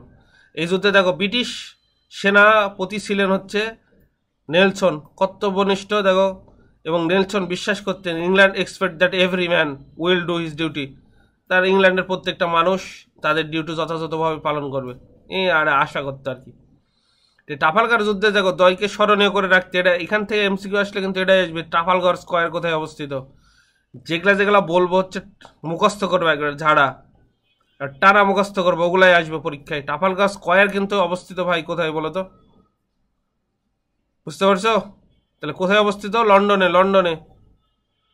কিন্তু ট্রাফালগার যুদ্ধ হয়, এই ট্রাফালগার কিন্তু স্পেনে অবস্থিত, ট্রাফালগার স্কোয়ারে, ওই জায়গায় ওরা হেরে যায়, বুঝতে পারছো? এবার দেখো ওয়াটারলু যুদ্ধ। এই ওয়াটারলু যুদ্ধ হয় এখানে দেখো 1814 সালে ইংল্যান্ডের রাজা তৃতীয় জর্জ হ্যাভেনার, দেখো আধুনিক জার্মানির উত্তর পশ্চিমাংশে অবস্থিত একটি প্রাক্তন রাষ্ট্র কিন্তু এটা ছিল, এর সিংহাসন আরোহণ করেন এবং 1815 সালে বেলজিয়ামের ওয়াটারলু নামক স্থানে, ইউরোপের ককপিট বলা হয় এই জন্যে, কাকে বলতো, যুদ্ধক্ষেত্র বলা হয় বেলজিয়ামকে, মনে রাখবা, খালি যুদ্ধ হইতো ওখানে, ঠিক আছে? ইউরোপের যুদ্ধক্ষেত্র যদি এমসিকিউ আসে, যদি আসে তাহলে বলবা হচ্ছে বেলজিয়াম, ইউরোপের যুদ্ধক্ষেত্র হচ্ছে বেলজিয়াম, বা ককপিটও বলা হয় হচ্ছে বেলজিয়াম। এই বেলজিয়ামের একটা ওয়াটারলু নামক স্থানে ব্রিটেনের নেতৃত্বাধীন মিত্র বাহিনীর সাথে, মানে ব্রিটেনের যেগুলা ছিল বন্ধু দেশ, তাদের নিয়ে একটা বাহিনী গঠন করে নেপোলিয়নের সাথে যুদ্ধ হয়। কিন্তু মিত্র বাহিনীর নেতৃত্ব দেন ডিউক অফ ওয়েলিংটন। নেপোলিয়ন এই যুদ্ধে পরাজয় করে, পরাজয়ের ফলে এই নেপোলিয়নকে গৃহবন্দী করা হয় হেলেনা নামক একটা দ্বীপে, তাকে করা হয়, এই তোমার হচ্ছে নির্বাসন দেওয়া হয়, ওখানেই মারা যায়। তারপরেও যুদ্ধ কিন্তু চলতেই থাকে। এই যুদ্ধে পরাজিত হলেও ফ্রান্স তো আর দখল করতে পারেনি, তাদের মধ্যে যুদ্ধ চলে যায়, যদি এখন সম্পর্ক তাদের ভালো, এই আর কি। পরে রাখবা ভিয়েনা কংগ্রেস। দেখো সম্রাট নেপোলিয়ন সাম্রাজ্যবাদী নীতি ছিল, ও খালি পাশের দেশ দখল করতো, কারণ নেপোলিয়ন তো শক্তিশালী ছিল, ইউরোপ গ্রাস করতে চাইছিল, মানে এর উদ্দেশ্য ছিল সমগ্র ইউরোপ নিয়ে আবার সে একটা স্বাধীন সাম্রাজ্য গড়বে, এই জন্য বিভিন্ন দেশে তোমার হচ্ছে যুদ্ধ করতো। তো ওয়াটারলুর যুদ্ধে পরাজিত হলে নেপোলিয়নকে যে দক্ষিণ আটলান্টিক মহাসাগরে, দেখো সেন্ট হেলেনা দ্বীপে, আমি আবার বলতেছি, নির্বাসনে পাঠানো হয়, মেনে না ফেলে নির্বাসন দেয়। তো এখান থেকে সে মারা যায় আর কি, মনে রাখবা। এখন কি করে, এই যে আর একটা জিনিস ঘটে, সুইজারল্যান্ড কিন্তু এখন দেখবা কয়েক বছর আগে জাতিসংঘের ওই সদস্য লাভ করেছে। না সুইজারল্যান্ড দেখবা সব কাজে, এই বিশ্বের যত সব কাজ হয় সব কাজে সে নিরপেক্ষ থাকে, কোনো পক্ষেই থাকে না এই সুইজারল্যান্ড। এরকমটা কেন হয়েছিল? এখন দেখো যখন ওই যে নেপোলিয়ান সমস্ত মনে করো ইংল্যান্ডকে ওই সমস্ত ইউরোপকে সে চাইছিল তার নিজের কবজায় নিয়ে আসে, সব দেশ দখল করে সে একক রাষ্ট্র করবে। এর ফলে মনে করো পাশের দেশই ছিল হচ্ছে তোমার সুইজারল্যান্ডের সাথে তাদের যুদ্ধ বাঁধে বা আগ্রাসন চালানো একটা মনোভাব জাগে। এই জন্য কী করে, ওয়াটারলু যুদ্ধে দেখো 2 সপ্তাহ পর সুইস আর্মিরা ফ্রান্সে আগ্রাসন চালায়। এই এখন এইদিকে ভালো করে দেখো, এইদিকে সুইজারল্যান্ড কিন্তু এদের ছিল, মিত্র শক্তি ছিল কাদের? ব্রিটেনের। এবং এই অলরেডি তোমার মনে করো এই নেপোলিয়ান এদের হুমকি দেয় রাখছে সুইজারল্যান্ডকে, এবং এদের অনেক ক্ষতি করছিল মনে করো ওই যে যুদ্ধে আর কি, বিভিন্ন সীমান্তে ঝামেলা, এদের সাথে এরা শত্রু ছিল। ওই সুইজারল্যান্ড হঠাৎ করে এমনিতেই তো একটা যুদ্ধে পরাজয় লাভ করেছে, ওয়াটারলু যুদ্ধে 2 সপ্তাহ পরে সুইস আর্মিরা বলা নাই কওয়া নাই হঠাৎ করে মনে করো ফ্রান্স দেশের আক্রমণ করে এদের ক্ষোভ থেকে। এই আক্রমণ করার ফলে তারা একটা ওই যে অস্ট্রিয়ার রাজধানী ভিয়েনা দেখো একটা সম্মেলন আহ্বান করে। এরপর থেকে দেখো এই ভিয়েনা সম্মেলন ওই 1815 সালের পরে আজ অবধি সুইজারল্যান্ড কোনো যুদ্ধও করেনি, কাউকে আক্রমণও করেনি। যখনই বিশ্বের যা কিছু হয়েছে নিরপেক্ষ রাষ্ট্র, যে আমরা কারোর সাথে নেই, আমরা নিরপেক্ষ, অরপর থেকে আর কোনো যুদ্ধই করেনি। একটু মনে রাখবা, ফ্রান্সের মহান সম্রাট নেপোলিয়নকে নির্বাসন দেওয়া হয় কোথায়? Saint Helena. মনে রাখবা, আটলান্টিক মহাসাগরে, সেন্ট হেলেনা দ্বীপ কিন্তু আটলান্টিক মহাসাগরে কোন দ্বীপকে দেখো নেপোলিয়নকে কারারুদ্ধ করা হয়েছিল? মনে রাখবো সেন্ট হেলেনা। এখান থেকে ফ্রান্সেরা যুদ্ধ করা আর তাকে বের করতে পারেনি, কারণ এই দ্বীপের চারিদিকে ছিল হচ্ছে ব্রিটিশ রয়্যাল নেভি, সবসময় টহল দিত। অনেক চেষ্টা করছে, লাস্টে দ্বীপে থেকে মানে মারা গেছেন নেপোলিয়ন। ট্রাফালগার যুদ্ধ কিছুক্ষণ আগেই তো বললাম, জয় লাভ করে ইংল্যান্ড। ট্রাফালগার স্কোয়ার কোথায় অবস্থিত? এই প্রশ্নটা ভেরি ভেরি ইম্পর্টেন্ট ভাই। ট্রাফালগার স্কোয়ার যদি বলে, ইংল্যান্ডের রাজধানী লন্ডনে অবস্থিত। এই যে লন্ডন, মনে থেকে জানো ট্রাফালগার স্কোয়ার, বারবার বললাম। এই যে প্রথম বিশ্বযুদ্ধ, জার্মান তো আগে থেকেই শক্তিশালী, ইংল্যান্ড এত দেশ জয়লাভ করতেছিল, ইংল্যান্ডকে 400 বছর প্রায় শাসন করেছে হচ্ছে এই জার্মানি মনে করো প্রায় 400 বছর শাসন করেছে ইংল্যান্ডকে। ইউরোপের সবচেয়ে শক্তিশালী লোকজন এই জার্মানির, যুদ্ধের দিক দিয়ে সবই, প্রথম বিশ্বযুদ্ধ দ্বিতীয় বিশ্বযুদ্ধ সব তো এই জার্মানরাই বাধাই। কিন্তু এদের ভাগ্য খারাপ, দুটাতে হেরে যায়। বুঝতে পারছো? এখন হচ্ছে দেখো ভাই, এই জার্মানি এখন যে আধুনিক রাষ্ট্র, এরা জার্মানি এককভাবে ছিল না, এরকম 3-4টা বা 5টা রাজ্যে বিভক্ত ছিল। এই সবগুলোর মধ্যে সবচেয়ে শক্তিশালী ছিল ক্রোয়েশিয়া, এখন জার্মানির মধ্যে অবস্থিত, বার্লিনের এই যেটা রাজধানী আছে এইদিকে ক্রোয়েশিয়া ছিল এই সব রাজ্যের মধ্যে শক্তিশালী। তো এই ক্রোয়েশিয়ার দেখো ওই যে জার্মান ঐক্যের নেতৃত্বে দেন, সবাই জার্মান ভাষায় কথা বলে কিন্তু আলাদা আলাদা ছিল। এদের মধ্যে একটু শক্তিশালী ছিল এবং সমৃদ্ধ ছিল ক্রোয়েশিয়া, এরাও জার্মান ভাষায় কথা বলে। এর নেতৃত্বে সবগুলো যত প্রদেশ আছে জার্মানরা একত্রিত হয়। এই একত্রিত নেতৃত্ব দান করেন অটো ভন বিসমার্ক। বুঝতে পারছো? এই অটো ভন বিসমার্ক কি করে দেখো, ক্রোয়েশিয়ার সামরিক বাহিনী কাজে লাগিয়ে, কারণ ক্রোয়েশিয়া শক্তিশালী ছিল, বিসমার্ক জার্মানির ঐক্য সাধন করে। এখন এ তো সাধন করে ঠিক আছে, এ তো সৈন্য, এর তো রাজা আছে। এখন কি হয়, এই রাজার সাথে আর পররাষ্ট্রনীতি না বিরোধ বেঁধে যায়। এই বিসমার্ক জটিল কূটনীতির যে পররাষ্ট্রনীতি, জার্মান সম্রাট সেই সময় ছিল, এই জার্মান সম্রাটদের কাইজার বলা হয়তো, আর রাশিয়ার সম্রাটকে বলা হতো জার। এই দ্বিতীয় উইলিয়ামের সাথে তীব্র মতভেদ হয়। দেখো 1890 সালে বিসমার্ক পদত্যাগ করে, যে আমি আর এই পদে থাকবো না, আমাকে যেহেতু গুরুত্ব দেওয়া হচ্ছে না বলে পদত্যাগ করে চলে যায়। সমস্ত জার্মানকে একত্রিত করে। কিন্তু বিসমার্কের বিদায়ের পরে দেখো দ্বিতীয় উইলিয়াম সামুদ্রিক প্রাধান্য অর্জন করে এবং সমুদ্র বিস্তারের মনোনিবেশ করে এবং সাম্রাজ্যবাদী ব্রিটেনের সাথে সংঘর্ষ অনিবার্য হয়ে পড়ে। এইদিকে দেখো, এদিকে ছিল ব্রিটেন, এও বিভিন্ন দেশ চাই যে বিভিন্ন দেশে আক্রমণ করে বিভিন্ন করে আমার সাম্রাজ্য প্রতিষ্ঠা করব। আর একদিকে শক্তিশালী দেশ এখন হয়ে গেছে জার্মানি। এমনিতেই জার্মানি তো শক্তিশালী ছিল, জার্মানিরও ইচ্ছা যে এই পাশের দেশগুলা আমরা দখল করে বড় একটা সাম্রাজ্য বানাবো। তখন দুইটা শক্তিশালী দেশ যদি মাঝখানে সবাইকে চাই, তাদের মধ্যে তো যুদ্ধ লাগবেই। এই নিয়ে প্রথম মানে বিশ্বযুদ্ধের প্রারম্ভিক দিকে যাচ্ছিল আর কি, কিন্তু তারপরে কিন্তু যুদ্ধ ওইভাবে শুরু হয়নি। তো প্রথম বিশ্বযুদ্ধ কিভাবে হলো? প্রথম বিশ্বযুদ্ধ শুরু হলো একটা যুবরাজকে হত্যা নিয়ে। এদের মধ্যে শত্রুতা তৈরি হলো কার মধ্যে? জার্মানি আর কার মধ্যে বলো? ইউকে, ওই যে ইংল্যান্ডের মধ্যে। কি নিয়ে? দুইজনেই চাচ্ছিল হচ্ছে তাদের সাম্রাজ্য বৃদ্ধি করতে, দুইজনে মনে করো আগ্রাসী মনোভাব নিয়ে আগাচ্ছিল। এর মধ্যে আবার জার্মানির পক্ষে কিছু কিছু দেশ এদের পক্ষে তোমার হচ্ছে যোগদান করেছে, আর কিছু কিছু দেশ ইংল্যান্ডের পক্ষে বা ব্রিটিশদের পক্ষে ইয়া করছে আর কি, ওই সমর্থন দিছে। সমর্থন দেওয়ার ফলে কি হয়েছে, কিছু কিছু দেশ, এই আশেপাশের দেশ, এরা জার্মানির পক্ষে এবং ইংল্যান্ডের পক্ষেও কিছু কিছু দেশ ছিল, তারা ইংল্যান্ডের পক্ষে সমর্থন দেয়। এখনো যুদ্ধ শুরু হয়নি, মানে উত্তেজনা চলতেছিল আর কি। এরই মাঝে 2014 সালে বসনিয়ার রাজধানী সারায়েভোতে ঘুরতে যায় হচ্ছে, বসনিয়ার রাজধানী ঘুরতে যায় হচ্ছে, দেখো অস্ট্রিয়ার যুবরাজ ফার্নান্ডাস। এই অস্ট্রিয়ার কিন্তু ভাই মাতৃভাষা এখনো, যদি বলে অস্ট্রিয়ার রাষ্ট্রীয় ভাষা কিন্তু জার্মান, এটা জার্মান ভাষায় কথা বলে বুঝতে পারছো? এখন এই অস্ট্রিয়ার ছিল জার্মানপন্থী, আর এই সার্বিয়া ছিল, সার্বিয়া এখনো আছে, সার্বিয়া ছিল ওই যে এদের সাথে সম্পর্ক খারাপ এই জার্মানির সাথে, এরা ছিল ওই যুক্তরাজ্যপন্থী। এখন এই তোমার ঘুরতে যায় হচ্ছে অস্ট্রিয়ার, দেখো যুবরাজ কোথায় ঘুরতে যায় বলো তো?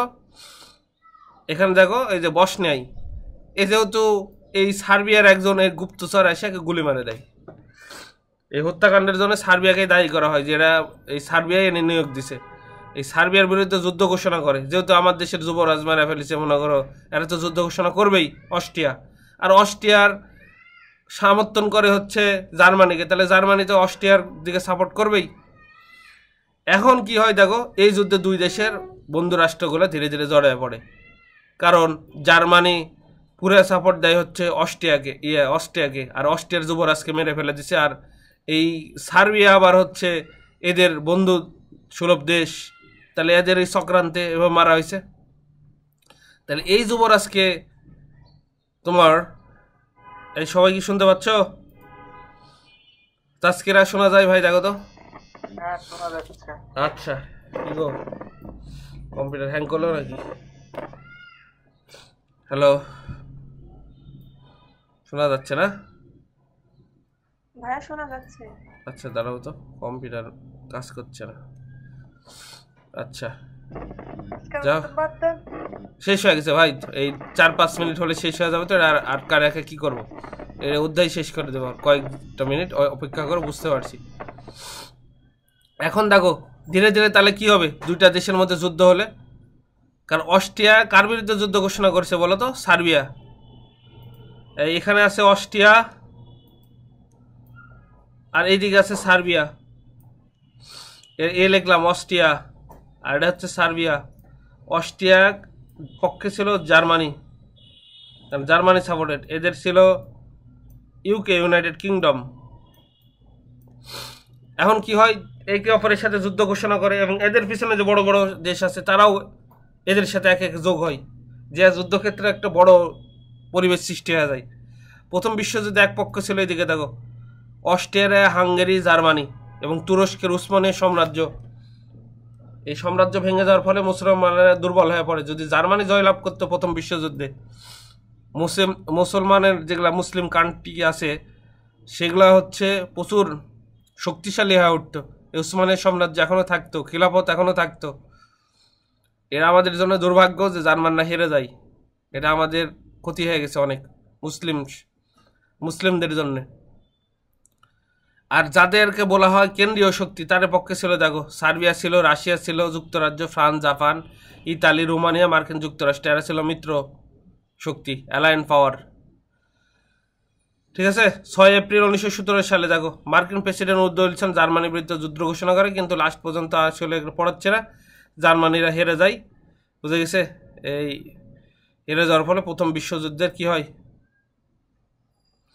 অবসান ঘটে। এবং জার্মানদের কি করা হয়, তাদের অসম চুক্তি তাদের উপর চাপায় দেওয়া হয়, যুদ্ধের ক্ষতিপূরণ চাপায় দেওয়া হয়, যাতে জার্মানির আর কখনো মাথা তুলে না দাঁড়াতে পারে অর্থনৈতিকভাবে। এই জিনিসগুলো করা হয়। এই ক্ষোভ থেকেই কিন্তু দ্বিতীয় বিশ্বযুদ্ধের উদ্ভব, কারণ একসময় ক্ষমতা আসে হিটলারের পরে, আসা বলে যে আমরা ওগুলা কোনো কিছু মানি না, সব প্রথম বিশ্বযুদ্ধে যেগুলো চুক্তি হয়েছিল সব বাতিল। এগুলো জনগণের মধ্যে সে এগুলো ছড়ায় থাকে, এগুলো হচ্ছে ম্যান্ডেট দিয়ে মনে করো প্রচুর জনপ্রিয়তা অর্জন করে। এক সময় তো তোমার উপর যদি কেউ এগুলো চাপায় দেয়, তখন তো জনগণ নিশ্চয়ই চাবে যে এগুলো থেকে মুক্ত হতে চাই, বুঝে গেছে। এর ফলে পরে জার্মান এখন প্রথম দেখো হিটলার কিন্তু ছিল প্রথমে মনে করো সেনাবাহিনীতে ঢুকছিল, প্রচুর ভালো বক্তব্য দিতে পারে, মানুষকে রক্ত জাগায় তুলতে পারে। এখন যেহেতু এই যে ভার্সাই চুক্তি স্থাপন করা হয়, ফ্রান্সের ভার্সাই, ওই যে ভার্সাই আবার জার্মানির উপর দেখো অনেক সত্য চাপায় দেওয়া হয়, অনৈতিক ইচ্ছা মতো চাপায় দেয়, যে বছরে এত কোটি টাকা ইয়া দিতে হবে, তোমার এই ক্ষতিপূরণ দিতে হবে, এখানে যেতে পারবে না, ওই ভৌগোলিক এইভাবে অস্ত্র উৎপাদন করতে পারবে না, বুঝে গেছে।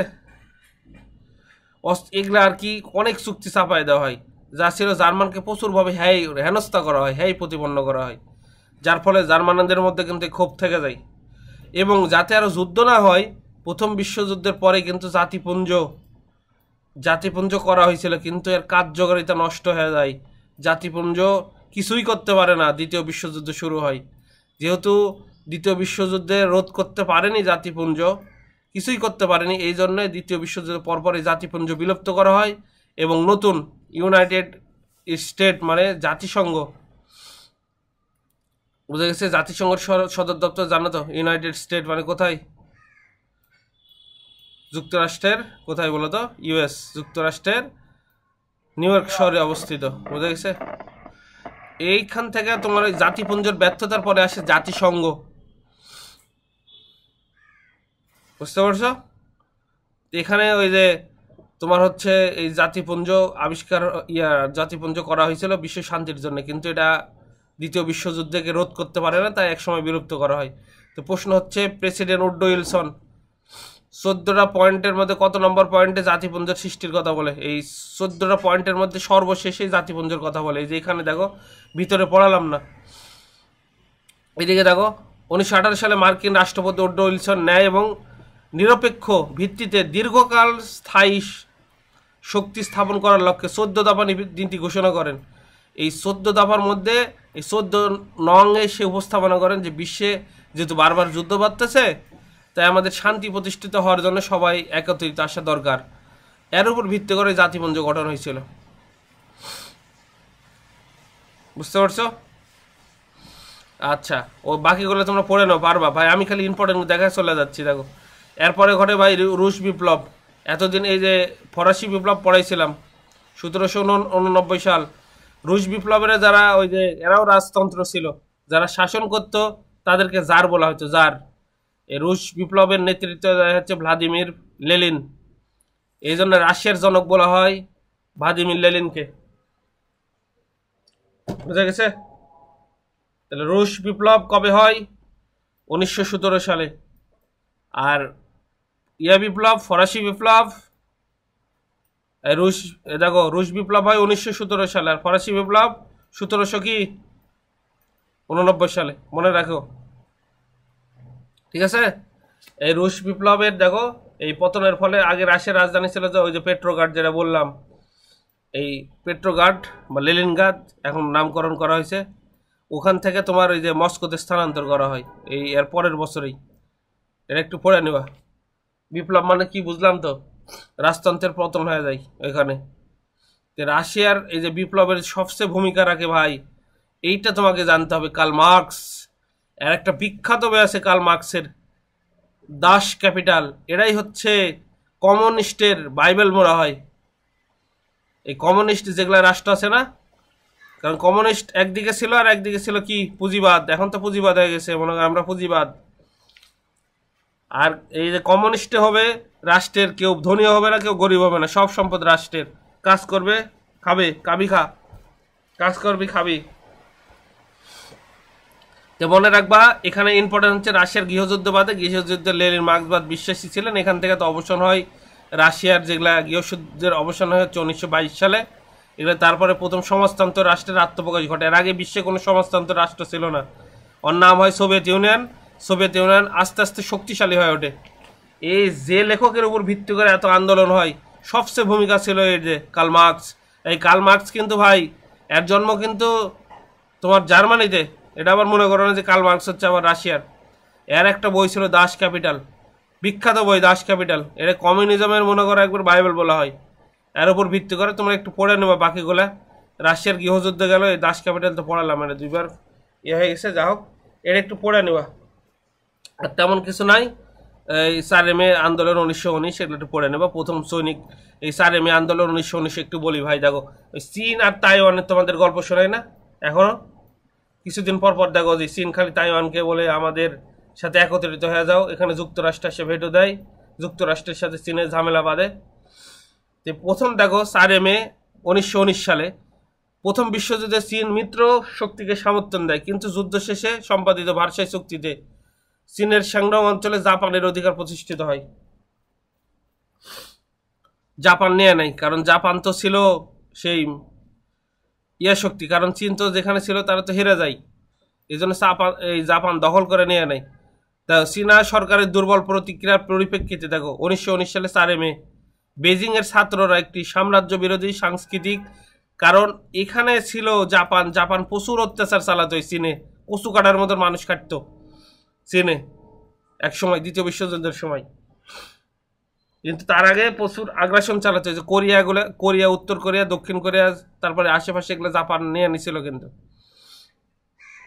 চীনা সরকার দুর্বল এই যে প্রেক্ষিতে যে ছাত্ররা আমরা যেটা এবার 2024 সালে করলাম, এরা ওই যে 1919 সালে করে ফেলছে। দেখো সাংস্কৃতিক রাজনৈতিক আন্দোলন শুরু হয়। এই আন্দোলনের পরে দেখো 1921 সালে 1 জুলাই চীনা কমিউনিস্ট পার্টির উদ্ভব হয়।